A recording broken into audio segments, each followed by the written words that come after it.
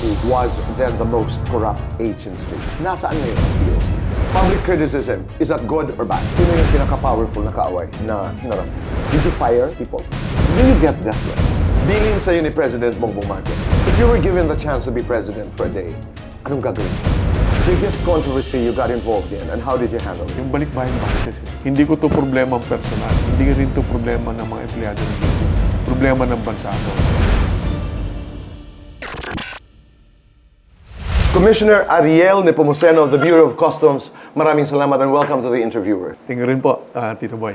Do you know why you were named Ariel? Hindi, although I researched eventually kung ano yung meaning, syempre natutuwa ako kasi meaning is Lion of God. Syempre meron yung challenge. You have to live with the meaning. That's Nakatuwa. true. At nakaka-inspired din. Ariel, sumasagi ba sa iyong isipan now that, I mean, you've been in government service for quite a while, na ikay tatakbo for public office? Marami ho nagbubuyo, kaya lang ang katumbas yan kagad, malaking pondo eh. Hindi naman ho natin kaya yung ganun. But masaya na ako sa ginagawa ko ngayon. Actually, I always tell my friends, talagang pinangarap po ho ito.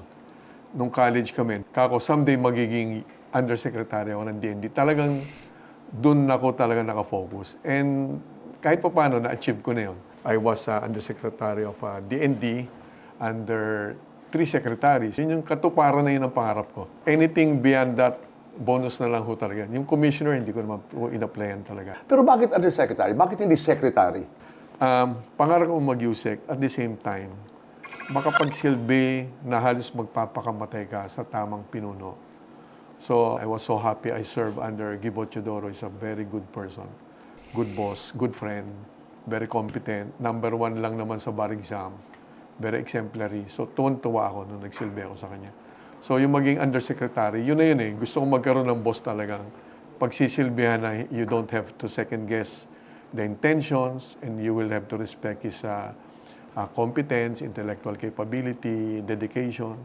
Yun na talaga yun eh. So, undersecretary, masaya na ako. Okay, I hear you. Okay, the format of this conversation will take on the fast talk concept. Mga katanungan, ang iba pag-uusapan natin, but I'll give you a chance to say why you choose certain choices that you would make. Barzaga expulsion from the Congress, was that fair? Sa akin ho kasi, tinignan ko kagad doon yung mga bumoto sa kanya eh. So, if that's fair or not, yung fairness sa procedure, maybe that was met kung may due process sa Congress. I'll respect kung paano nangyari. But, kung mabigat o hindi, ako personal, nabibigatan ho ako doon eh. Kasi may boto siyang tinanggapan. Ayoko makapagtalo doon sa mga bumoto to expel him. Ano? They have their reasons. But for me, maiisip ko yung mga bumoto doon at kung merong maghuhusga talaga sa kanya, maybe sa election yung tama eh. Okay. Democracy is a mess. Everyone has something to say. No one is listening. Bagay ba talaga ang demokrasya sa iyong pananaw sa Pilipinas? Sa akin, yan pa rin pinakamaganda eh. A democratic form of government, even sa mga organization. Wala naman kasi may monopolya talaga sino ang pinakamagaling. Laging mayroon niyang paligsahan kung anong tama, anong mali. At bawat tao mayroon kanya-kanyang opinion yan. But at the end of the day, when you make the decision as an organization, kung sino yung mas maraming maapektuhan, they have the right to really decide. So in a democracy, whether not as perfect, for me, that still is the best form in government or in any organization. Legislative or executive? Sa style of leadership, ako, I go for, kasi syempre military training, ano? For me, a strong leadership is always preferred. Not necessarily autocratic, ano? Syempre, you really have to still listen and get the best ideas. But once you decide, you have to enforce, ano? But still, it has to be done in a democratic process, meaning, listen. If you're made to decide on your own, decide. But if you need to consider all affected parties, maganda pa rin yung demokrasya. You do this within the democratic setup. Lee Kuan Yew. Magaling ko talaga yun. Diba? Yun nga, binabasa ko ng libro ngayon eh. Pating o buhaya? Pating. Dahil... mas magaling mag-survive, mas meron siyang kakayanang talunin yung mga kalaban niya. Yung buhaya, sama ng implications eh. At saka ang maganda rin sa pating, may nagsasabi na ang leksyon daw na itinuturo nito sa tao, for the sharks to survive, they have to... Galaw ng galaw. Oo, you have to Galaw ng galaw. move and they have to swim forward kasi doon sila nakakakuha ng Ng oxygen. hangin. Hangin o tubig? Tubig. Dahil? Parang ang dami mong mas mararating pag tubig. You know? Tubig gives you a certain level of comfort. Solar energy or lunar energy? Solar energy. Siyempre, well, mas realistic at of course endless at yung lunar, umaasa lang naman siya sa araw din. Collaborative, dictatorial? Collaborative yung tama pero at times really you have to dictate the right things I get it. Diba? Biggest controversy you got involved in, and how did you handle it? Recently, well, as commissioner, yung balikbayan boxes Those who collected money, mga naningil doon sa mga OFWs natin na nagsasakripisyo abroad, they collected a total of not less than 330 million pesos. So, ang obligasyon nila, dalhin sa Pilipinas yung mga balikbayan boxes, pero hindi nila ginawa itong mga kumpanya na to, hindi nila ginawa yung trabaho nila. Ang sinisi, Bureau of Customs. Pag tinignan mo yung mga websites nila, nakalagay sa kanilang websites, pending sa Bureau of Customs. So, yung mga OFWs, kasama yung mga pamilya nila, galit sa BOC. So, na-correct na namin yan left and right. Out of the 42,000 plus boxes na inabandon ng mga kumpanyang nagsamantala sa kanila, less than 3,500 na lang yung natitira namin i-deliver. Kumariel, ano ang ginawa ng BOC para masolusyonan ang problemang ito? We found out the solution was not that simple. Kasi napakalaking halaga nga yung hindi binayaran ng mga forwarders or deconsolidators yung tawag namin. Hindi binayaran yung port charges, hindi binayaran yung Philippine Ports Authority, hindi binayaran yung duties and taxes. So malaking pera yun. Kaya next namin ginawa, kinausap namin isa-isa yan, yung private sector, na kung po pwede ba, patawarin na lang natin mga OFWs. Wala silang kasalanan So para wag nang singilin yon upang magkaroon ng pagkakataon ng gobyerno na ipadala to ng libre doon sa kanilang mga bahay. So yun ang next step. Wala naman kaming budget. We needed 30 million pesos at least para for free mapadala namin sa mga bahay, kaliblib-libong po sa Pilipinas. Kinausap po si Secretary Frederick Go. So sabi ni Secretary Frederick Go, ganito gawin natin. Hihiling daw kami sa Presidente ng 30 million. Pag hindi nag-approve si Presidente, sagot ni Secretary Go, personal. Kaya bilib din ako dun Anyway, pinayagan naman ni President Bongbong Marcos yung 30 million, binigyan kami. Kaya napadala na namin starting December. Unti-unti, ngayon nga, less than 3,500 na lang. So yun, na-deliver na namin yung halos lahat ng boxes. Over 100,000 Filipino families were affected by the balikbayan controversy. Low-key o mayabang? Low-key. Kasi meron akong katunog na aking alagang That's true. Princess or Duchess? Princess. Low-key and princess. Mahal ko yung dalawa na yun. Ang Pilipino ay likas na mabuti at maayos. Pero bakit ang gulo-gulo ng Pilipinas? For the longest time, leadership sa akin talagang problema natin. Hindi to kaya ng presidente lang. Yan naman ang totoo. No? Then, napapalaw pa yung ating mga pinuno sa isang sistema na will just always breed the same problems. Cyclical Kaya ako, I'm a believer talaga ng federalism. Believer ako niyan. Coupled with parliamentary form of government. Mahabang diskusyon yun. Unfortunately, allergic tayo pag sinabing constitutional change. So that's the only way to go. For me, we will always have a leadership crisis, not until we change the entire system. With due respect sa mga ilang kandidato, in a lot of times, the more popular candidate will defeat the most qualified candidate. Makes a lot of sense na hanggat present yung system, hanggat hindi natin pinakakaalaman yung kultura natin, napaka-forgiving, at kasama maraming pa yun. Kasama pa yun. Paulit-ulit lang yung problema natin. Best thing you did today? Galing kami sa probinsya, we were able to meet allies there to help us with our job. So natutuwa ako dahil na-achieve naman namin yan.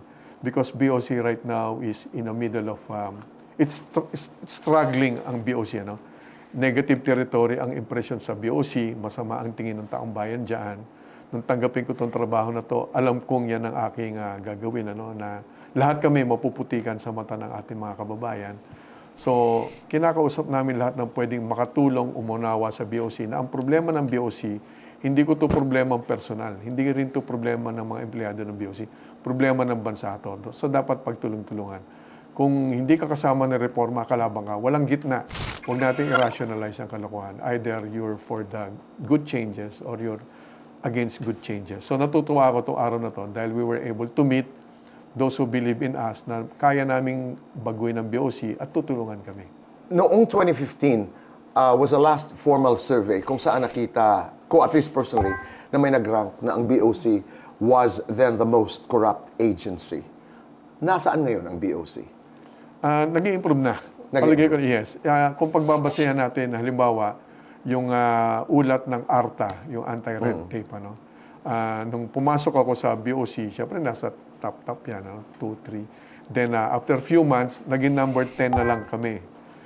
Ngayon, as of today, nawala na kami sa lista. Hindi naman ibig sabihin wala ng problema. Marahil, nabawasan yung problema, plus, nagkaroon ng paraan kami kung paano namin mapakinggan yung mga nagre-reklamo o yung may mga katanungan sa BOC at naibibigay naman namin yung kasagutan. And in many times, nare-resolve rin namin yung mga problema nila. Pangalawa, accreditation. Salit na 1 year lang ang yung validity na accreditation, ginawa namin 3 years. So malaking kawalan yan ng sakit ng ulo ng mga importers and exporters. Ano? So palagay ko, wala na kami dun sa pinaka-nangunguna dyan. Subalit, di pa naman natapos ang trabaho. Malayo-layo pa kami. Commissioner, gwapo o romantiko? Mas maganda yung gwapo ata. Heart or mind? Heart, Love or money? love. Kongreso, Senado? Hindi ako makasagot ngayon. Magulo ngayon eh. Mabait, mabuti? Mabuti. If you have wings, where would you go? Gusto ko nasa ibabaw ng mga bundok. Pansit Malabon o tortang alimasag? Pansit Malabon. Taga Malabon ako. When you say Malabon, and when you talk about childhood, what comes to mind? Laro lang ako na laro ng bata ako eh. Anong klase ng mga laro? Tumbang preso, chato, baril-barilan. Masaya yung kinalakayan ko. You had a happy childhood. Yes. Ang dami kong kaibigan eh. Sa Malabon eh. Tsaka Malabon, everyone knows everyone eh. Magkakapit bahay, halos lahat nagtuturing ang magkakamag-anak. Isang komunidad. May suntukan din. Pero normal sa mga bata. Okay. Forgive or forget? Forgive lang. You forget, let's be realistic, not that easy, but forgive. Defense or offense? Defense. So far, your biggest achievement as BOC Commissioner? Yung pagkakataon na tanggapin nating lahat na ang pagbabago ng BOC, mangyayari lang pag yan ay na-modernize. Meaning, maging fully digitalize yung mga proseso. That's the only way to really end the problem in BOC. So, sa tingin ko, hindi lang naman ako, yung aming buong team, yung mga deputy commissioners, nung tanggapin namin na ito ang kailangan at itong ilaban natin at sinusuportahan ni Pangulong Bongbong Marcos, for me, this is the biggest achievement. The awareness that this is the only solution. And we're pursuing it. When you got into the BOC as commissioner, did you fire people? I'm not happy with that, but I really have to make that hard decision. I remove officers, very high officers, deputy commissioners, port collectors, directors. I have to do that. Kasi hindi magiging totoo yung pagbabago kapag hindi ka nagtanggal nung ayaw sumabay sa pagbabago. No? I try to be very fair by being very clear. Ito ang gusto kong mangyari para sa bansa. Siguro naman panahon na para mas bigyan natin ng pagmamahal ng bansa kaysa sa sarili. Kung sasabayan niyo ako, sama-sama tayo. But if not, wala akong problema doon. Sanay ako, Tito Boy, makipag-away. Hindi naman sa mayabang tayo, no? But hindi ako takot makapag-away talaga, makapaglaban. If that's necessary, we will do that. At sa kwento ng buhay mo, sino yung pinaka-powerful na kaaway na hinarap mo? Ang pinakamabigat in any organization, yung pag ang kalaban mo nasa loob ng organization mo. Di ba? It takes a while before you can detect enemies from within, ika nga. So yun ang mabigat because they know your tactics, they know your strategies, sometimes they know a lot of confidential information.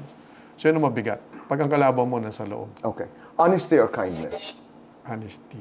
Can a dishonest man, can he actually say, I am honest? Sa iyong karanasan? Actually, yung mga loko-loko, sila pa nagsasabing magaling sila eh. Di ba? I've been with the enforcement job for so many years. Nag-intelligence community ako, enforcement, etc. Halos lahat ng kriminal, pag nahuli mo, nagsasabi sila na wala silang kasalanan eh. So yung lip service na you're honest, lip service lang yan.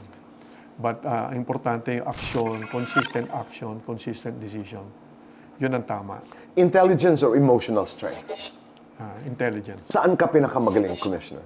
Ang tingin ko kasi, importante sa tao, tanggapin mo na hindi mo lahat alam. Hindi mo po pwedeng malaman lahat ng bagay na kailangan mo, no? So I think that attitude, for me, yun ang importante na alam ko na maraming mas magagaling sa akin. Kaya yung aking mga deputy commissioners, halimbawa, isa-isay mo yun, mas magaling sila sa trabaho nila kaysa sa akin.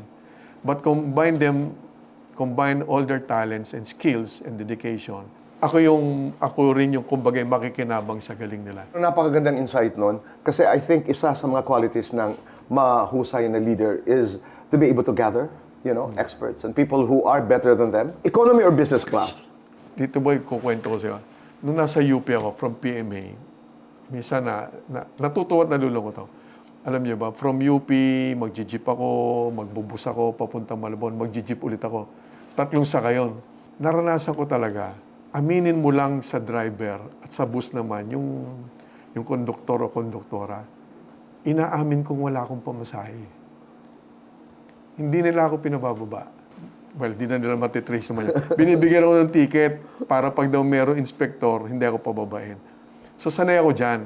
Kaya lang na-achieve ko na, hindi naman ako bata. By now, I think I have rewarded myself. Kung kaya ko rin lang at babiyahin ng malayo, nagbi-business class na ako talaga kasi parang reward ko na sa sarili ko yun. But kaya kong mag-economy at any given time. Pero gusto ko lang iyabang, yung team ko, hindi lang na nasa BOC kami, no? Nung nasa Camp Aguinaldo pa kami sa National Defense or in all our other jobs. The records will show, never kami bumiyahe na gumastos ang gobyerno, ha. Kami ang gumagastos. Kahit yung allowance, ayaw ko nun eh. Kasi naman na-enjoy ko naman eh. Pag bumiyahe, nagtrabaho ka doon for the government, pero sinasabi ko sa mga tauhan ko, lalakad lang tayo pag tayong gagastos. Efficiency or integrity? Integrity. Transformative leadership or charismatic leadership? Transformative. Based on your experience sa BOC, ano yung ingredient, yung elemento ng isang leader na dapat pag pumapasok ka sa isang lugar na matindi ang resistance, ano ang ingredient ng leadership style na yun na dapat meron? Sa akin, dalawa. Tito Boy, dalawa yung importante. Una-una, dapat malinaw na malinaw ang direksyon. Hindi ka dapat hulaan. Pwede mo silang hulaan, pero ikaw, di ka nila dapat hulaan. Very clear yon. Ito gusto mong mangyari sa organisasyon, in my case, BOC, ay clearly stated, 2 mission ko para kay Presidente Bongbong Marcos at ito rin mission ko para sa taong bayan. Kokolektahin natin ang tama. Kung ano para sa bansa, kolektahin natin yan. Pangalawa, talagang we will pursue integrity programs. We're doing that. So, kailangan klaro yon, fair. Simula sa panahon ko, itong gagawin natin. Kung anong nangyari sa nakaraan, wala na akong pakialam doon. Pag nalinaw mo na yan, I expect cooperation. Call it obedience. I will expect cooperation. Kapag hindi nangyari yon, you will have to be willing to make the hard decisions. Hindi ko kayo iniwanan, pero pag nagpaiwan kayo along the way, ayaw sumunod, I'm more than willing to relieve them. Let's go. So, kailangan consistent ka doon. What is the loneliest part about being a leader? Pag gumagawa ka ng tama, pero hindi lahat ng tao nakikita yon. Even today, we're doing, modesty aside, our team in the BSC right now, we're able to do a lot of accomplishments. At sa kaliwat kanang hinuhuli namin ng mga smugglers, billion-billion. Hindi naman natutuwa, hindi naman pumapalakpak yan. Pinagtitiri kami ng kandila niyan eh. So hindi namin alam eksakto sinong nababangga namin. Of course, we have informations. Pero hindi mo alam eksakto ano nasa isip nila. Pwede bang malakit yan? Pwede kang siraan yan? So, in spite of all the sacrifices, of course, that's part of our job, but in spite of all these sacrifices, the risk that we are all taking as officers, yung pang makakabasa ka ng hindi tama, nakakalungkot talaga yun. But we will just have to proceed. Do you get death threats? Wala pa naman. Are you afraid of death? Tito Boy, pangit-pakinggan ha, hindi ako takot mamatay talaga. Pero binibiro ko yung mga kasama ko. Hindi ako takot mamatay. Ayoko lang ngayong mamatay, no? Pero training na rin po siguro yan. Of course, I care for a lot of people. But kung pwede ka di mamatay kagad, mas maganda naman yun. Ano? But part of the job, ever since from PMA, we know how to accept that part of our job is to take risks. As a leader, why should leaders eat last? Simon Sinek. Yes, yes, that's a book. But Yeah, right. una-una kailangan, well, of course, dapat sincere ka. No? Caring for your people really means, actually, literally, you eat last. But figuratively also, you eat last. Ano? Kasi kailangan mauna yung kapakanan ng iyong mga tauhan bago sarili mo. Ano?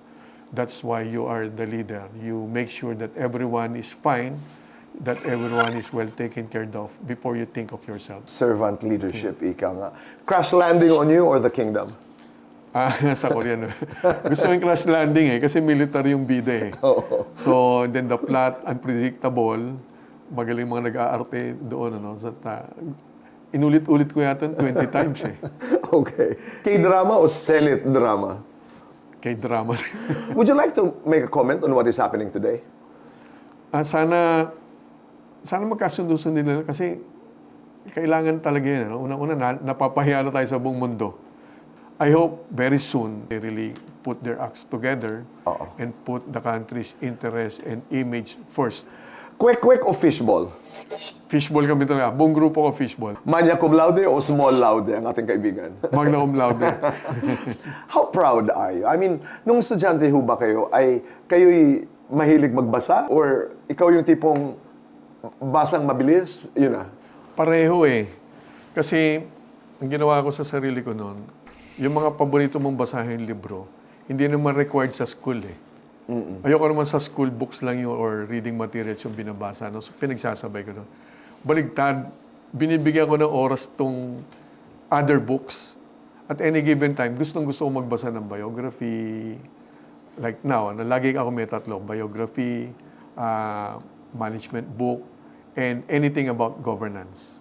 So, yung sa school, natsatsambahan ko lang Kasi sa haba nung bago mag-exam, crammer ako I wake up 3 a.m., then 5 a.m. to prepare for the exam. Natsatsambahan ko siguro for the longest time. Kung ano yung exam, natsatsambahan kung yun ang inaaral. Nagkakram ako for school materials. Then I really give time doon sa mga librong gusto ko. Revenue collection o standing ovation? Revenue collection. 1 trillion or 1 in a million? 1 trillion ang pressure namin Oo. How close are you to the target? So far, kami, lampas kami doon sa inaasahang collection target. So, every month, ang target namin, nasa 80 billion yan. So, every month, dumalampas naman kami dyan. Pag pinagsama-sama mo, natatarget namin yan, lampas pa kami ng 9 billion. Okay. So, tingin ko, kaya naming maabot yung 1.0003 trillion. Kaya lang, tinaasan kami ng DBCC. Siguro natuwa sa aming performance. Tinaasan kami ng plus 7 or 9 billion. Pero, kakayanin naman namin yan. Palagay ko kaya din. Field trip o field reporter? Field reporter. Gaano katagal ka nag-field reporter para sa ABS-CBN? 5 years mahigit. Kami nila Kabayan Noli nagtayo ng Magandang Gabi Bayan. Yes. Then, nung nag-block time yan, nagtayo ng korporasyon, MGB, yung Bayan Production. Ako lang ang hindi de Castro at Sinsuat doon. So, kami nag-incorporate noon. And then, nagsimula akong researcher, the researcher writer, and then pinag-report ako sa field. Kaya lang nasa intelligence community ako noon. Nung nakikita na ako sa camera, siyempre pinagalitan ako ng ISAF commander namin. And then nag-segment producer until pwede ko na aminin, nagmo-moonlight kami kay Tony Seba ng Channel 7. Siyempre, allowed naman dati, di ba? Dahil lang kami, tawag ng talent, di ba? Right. So meron kang TF, then lahat naman ginagawa yan Meron kami sideline, tawag moonlight. Nag-moonlight kami kay Boss Tony Seba, SVP ng 7. Inassign kami kay the late Inday Badiday. Kasi kayo naman mga popular ever since So sumulat kami doon, hanggang-assign kami for a while kay Bobby Guanzon. We enjoyed yung media life. Most important policy, I mean, just to sum up our discussion, yung pinaka-importanting polisiya na yung dinala sa BOC ay ano? Una-una yung conflict of interest. Pag ikaw ay taga BOC, hindi ka po pwedeng broker ka rin. Yeah. No? Kasi unfair yan sa mga totoong brokers at yan ang simula na magiging favorite mo yung sarili mo at magbibigay ka ng discount sa sarili mo. And discount naman yun, pero ng bansa yun. Mahirap gawin yon kasi maraming masasagasaan. So, isa yon. Then, among other things, for me, that's one. But, kung isasabay ko lang, yung tingnan din namin kung ano ba yung katayuan ng aming mga empleyado. Importante yun eh. Kasi bugbog naman kami siyempre sa batikos ng bansa. Right. Pero kailangan tingnan rin namin, ano ba katayuan ng aming Well-being. Ang lakas kong mag-utos, nanguhuli kami kaliwat kanan ng smugglers. Hanggang bundok sa Mindanao, meron kami nahuhuli mga ibinao ng mga smuggled cigarettes. Niwala silang hazard insurance, hazard payments. Unlike sa AFP, PNP, other uniform services, naintindihan ko yun. Pero dito, kulang din yung protection namin sa mga tao namin. So, hindi siya policy, but this is a program that I intend to do at mahirap-hirap. Mahirap in the sense na parang ang tingin ng marami, including maybe, I hope, ma-i-correct ko to, no? Maybe pagdating sa Congress or sa Senate, baka hindi sila ganun ka-supportive sa BOC. That's the challenge, kung paano ko sila makukumbinsin na alagaan naman natin yung ating mga tao. So we can also demand from them a more honest performance of our role in the collection and enforcement of our laws. Commissioner, bakit nahihirapan maintindihan ng mga taga-Kongreso ang sinasabi natin? When in fact, you provide, one-third of the budget comes from the Bureau of Customs. Yun nga po eh, baka kasi ang impresyon lahat may kalokohan eh. Yung nandun Di pa rin. ba? O baka nandun yung very negative impression. Or Oo. ako maniwala sa atin yung ating mga kababayan. Mga tao rin na nasa BOC, more than 5,000 employees yan. Just like in any organization, both in the private and public sectors, merong mga mababait, meron din pilyo. So sa BOC, napakarami rin ako mga kasamahan. May mga kamag-anak yan, pamilya na gusto nila ipinagmamalaki sila. At hindi lahat yan mayaman at hindi lahat yan may mga kalawan. Ang dami nga dyan ang ungutang pa sa akin eh. Pa 20 mil na utang, pampaaral, and all those things. Maniwala sila sa hindi lahat ng taga-BOC ay pilyo or loko-loko. But there is an image problem. Yes, exactly. So because of that image issue, once you approach our legislators, yun yung bagahe. Baka they're not as willing to listen. Hindi kagaya ng National Defense kami. Ang budget namin can be approved in less than 2 hours.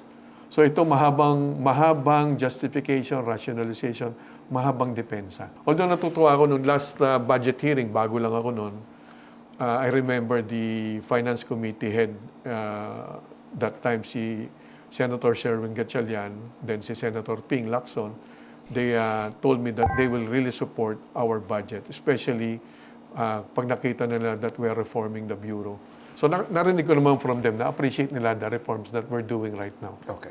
Digitalization or pure imagination? Digitalization, Lifestyle check o bouncing check? lifestyle check. Super loyal o super takot? Super loyal. Mas iniiwasan mo, abusadong empleyado o sexing empleyada?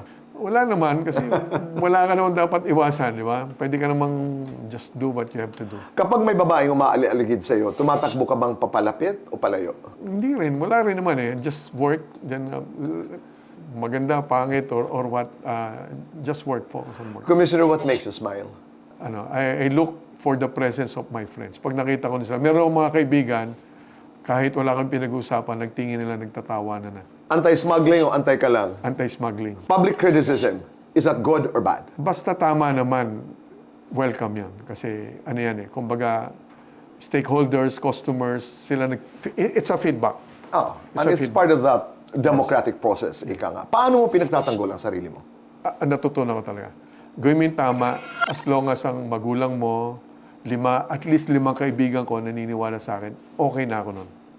Okay na ako nun. That's very wise. Kung may isasama ka sa impyerno, sino ito? Siguro hindi na ako magsasama para ako na lang. Pero sana hindi. Kung may ihahatid ka at isasama sa langit, sino? Mga kaibigan, kamag-anak, syempre.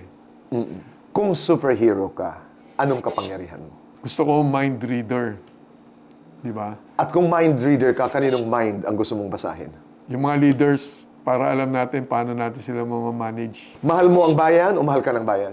Mas maganda yung mahal mo ang bayan. Comedy King Dolphy o The King FPJ? Nako, yung magagalit sa mga FPJ, magaling sa FPJ, pero paborito ko si Dolphy talaga eh. Napanood kaya, Pipito, Popongga. Lahat yun? Lahat yan, nakakatawa siya talaga. Nung bata kami, nakikinood lang kami ng TV sa kapitbahay. Oh. So nakikinood kami ng Voltes 5, tsaka John and Marcia. minsan nga napagsasarduhan pa kami. Bintana ng kapitbahay. Pero John and Marcia talaga. Naalala ko kasi nakikipanood kami ng John and Marcia. Pero Commissioner, what have you become as a person dahil sa yung mahirap na masayang pinagdaanan? Ano naman kami noon eh, hindi kami mahirap, ano, but it so happened na siguro lower middle class, laki ko sa lola ko, saktuhan lang. Nag-survive ako mostly dahil marami akong kaibigan talaga. Oo. Left and right. Hindi ako nagutom talaga. So, nakita ko yung kahalagahan talaga. Pag may kaibigan ka, importante talaga. Magsasurvive ka. Of course, kaibigan na tama. Pero sa Malabon, di mo mapipili kaibigan mo. May mga kaibigan kang pilyo, kaibigan na mabait. So, importante yan. So, yung survival talagang, I really depended a lot on my friends. Kaya until today, pag nawawala yung mga barkada ko, parang nalulungkot ako eh. Hinahanap ko yung mga yan. Pinapagalitan ko pag nawawala sila. So, importante sa akin yon. Then, yung hindi ganun kadali yung pinagdaanan, like with all others, kagaya sa inyo, that made you who you are. Yung problema, sabi ko nga, yung problema, wag mong problemahin kasi, di ba, lilipas din yan eh. Minsan, yung problema nung high school, akala mo, yun na yun. Masusurvive mo naman. Problema ng college, akala mo, yun na yung problema. Just do. At masishare ko lang. May nagturo sa akin kasi nito talaga. Sa traffic, paggising, bago matulog, nagdadasal ako talaga. Nagdadasal ako. That's one of the secrets on what would make you who you are. Right. Dasal ako every chance talaga. Every chance. John Lloyd Cruz o Ding Dong Dantes? Gusto ko yung karakter ni Ding Dong eh. Kaya lang may nagbibiro sa akin, depende sa edad. Pag medyo bata, John Lloyd daw. Siyempre, tutuwa naman ako dahil siyempre, magkahawig naman talaga kayo eh. Pero lamang yun, sobrang totoong gwapo yun eh. Pag naman medyo may edad, Dindo Fernando. Kaya malalaman ko kung sinong kumatanda siya. kung anong henerasyon Kung anong henerasyon sila eh. Kape o tsaa? Tea drinker ako, tsaka ako talaga eh. Umbrella or convoy? Wala. Allergic daw ho kayo. Matagal na, in all my jobs, nung naging pinuno ko ng mga ahensya, lalo na sa National Defense, tapos Office of Civil Defense, ngayon, alam ng mga tauhan ko na binibiling ko yan, anywhere I go, wala akong convoy, ayaw ko yan. Kung gusto kong makarating on time dun sa pupuntahan, aalis ka ng maaga. Plus, ayaw ko makaabala dun sa iba eh. Kasi pag ikaw yon, alam ko yung pakiramdam eh. Yung lalampasan ka, di ba? Well, ayaw ko ng convoy, not for anything. Mas maganda yung relax ka lang dan. Parang ayaw kong entitled ka masyado. Yung payong naman, parang nahiya ako doon sa nagpapayong sa akin eh, di ba? Kasi nung unang panahon, naging bodyguards din kami ng trabaho namin, security team. Naramdaman ko yung pakiramdam nung ikaw yung nagpapayong eh. Thank you for saying that. IMBOC movement or dance movement? IMBOC movement, yeah. How proud are you of that movement? Yung IMBOC movement kasi, yan ay inile-level namin sa level nung individual yung pagbabago. Yung IM movement means integrity, accountability, and modernization. Modernization, sagot ko yun. Yung integrity at accountability, dapat yakapin yan ng aming mga tauhan. Sabi ko nga, napakaraming ibig sabihin yan. Integrity, there are 100 definitions. Sabi ko sa kanila, ang definition ko lang yan, practical. Yung ating sinusumpa tuwing Lunes during flag ceremony, tuparin natin yon. Mahirap yon. Kaya lang, nanunumpa nga tayo, pinag-isipan na yan ng mabuti. Gawin lang natin yon. Pangalawa, yun sa accountability, napakarami rin definition yan. Ang ibig ko na sabihin dyan, tinuturo ko sa aking mga tuwan, ang ibig sabihin yan, decision mo, action mo, ikaw ang mananagot. Pag naipit ka dahil gumawa ka ng mali, hindi mo po pwedeng gawin dahilan na utos yan ng boss mo. Ang mangyayari, pag tinuro mong boss mo, dalawa lang kayo magkakakaso. So better do the right thing, do what's legal, yun ang accountability sa akin. Dahil ikaw ang mananagot sa sarili mong desisyon. Hindi yan sagot ng boss mo. Walang makakasagot sa kanila. Napakarami ng pagkakataon. Tignan natin yung mga, ngayon, yung mga nangyayari mga investigasyon. Kahit ituro nila yung boss nila at boss ng boss nila, damay-damay lang. Hindi excuse na nautusan ka ng mali. So accountability means, sagot mo, decision mo. Right. Gamitin natin ang I am in a couple of lines. I am angry when? Galito ko sa nagsisinungaling talaga eh. I am happy when. Ginagawa yung trabaho nila at nire-report sa akin. I am excited when. Pag nagagawa namin lahat yung aming mission, I am fulfilled when. pag nagagawa namin mission namin para sa bansa, talagang fulfilling yan. Hindi lang sa BOC, when we were in OCD especially. I am secure when. Pag talaga nandiyan yung mga kaibigan ko, hindi ka pababayaan. Complete the sentence. Good governance is. Working 24/7 in all honesty. Corruption is. Pag nanakaw, A good friend is. kasama mo lagi. Beatles or Rolling Stone? Beatles ako talaga. Magkanong pera ang laman ng wallet mo ngayon? Hindi ako nagwawalit eh. May sa bulsa. Bulsa lang, nilalagay Yeah. mo lang. Magkano ang pera mo sa bulsa? Usually mga 3 plus na, 3,000 plus. Para makakauwi ako. Tingnan ko, baka mali ako. Tingnan mo nga. Meron akong 3 plus. Pagpasok mo ng BOC noong June of last year, tama ba ako? Ano ang pinaka-importanting baon mo? Yung team ko talaga. Well, yung mission, malinaw yun. Malinaw yung mission. Alam ko yung gagawin ko sa BOC. And then, alam ko rin yung pwedeng idagdag ng mga kasamahan ko. But yung team na kasama mo, yun ang importante talaga. Bilin sa'yo ni President Bongbong Marcos. Mangolekta kami ng tama para sa gobyerno. Kung ano yung target, pilitin namin yun. Mangyayari lang yung pagtama computation. Tama yung collection mo. Pangalawa, talagang ireforma ang Bureau of Customs. Which is good governance. If you were given the chance to be president for a day, anong gagawin mo, Commissioner?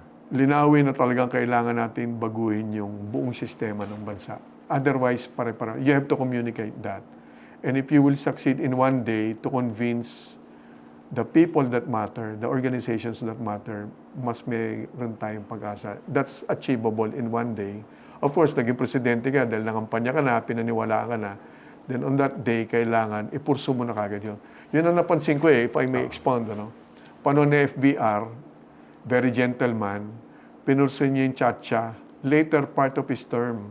So, pagdududahan na yun. Panahon ni Digong, it was promised, PRRD, that there will be federalism combined with parliamentary form of government. Ang pinag-uusapan na lang natin, French model, Malaysian model, or what? Kaya lang hindi rin natuloy. Then, marami mga discussions. But dapat, this should really be communicated. That our problems will persist perennially if we don't change the entire system. Huwag na tayong umasa ng every 3 years with new leaders, mababago. Ako, again, hindi ako pessimistic na tao.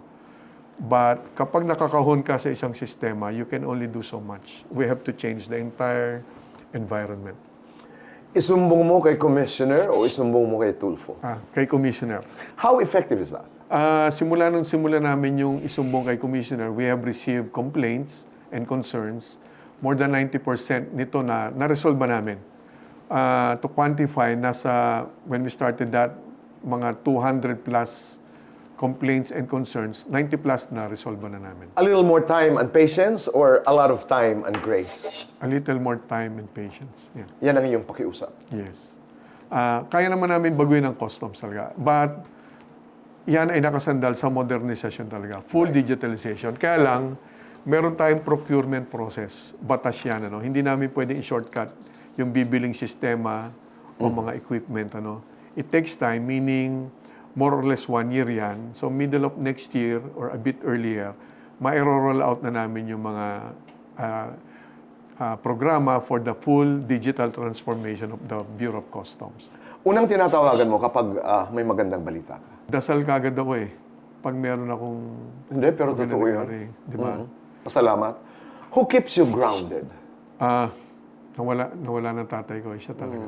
At this point in your life, what do you know about love for sure?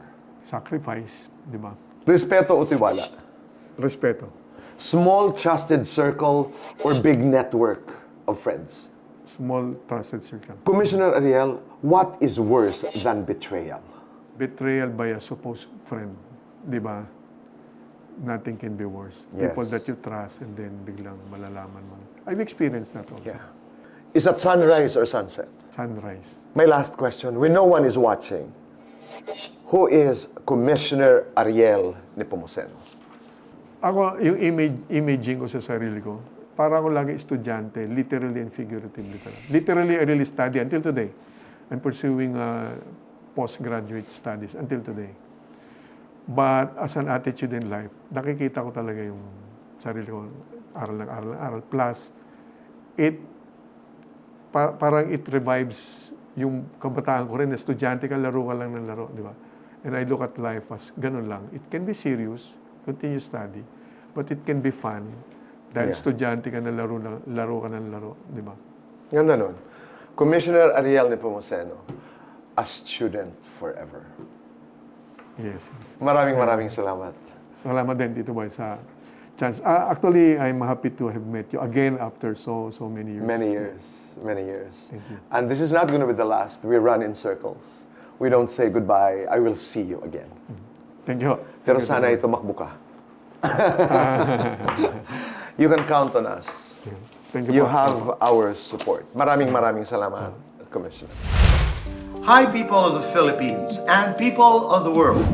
Hit the button below and you will be subscribing to the Boy Abunda Talk channel on YouTube. Let's keep talking. Kaibigan, tuloy ang usap.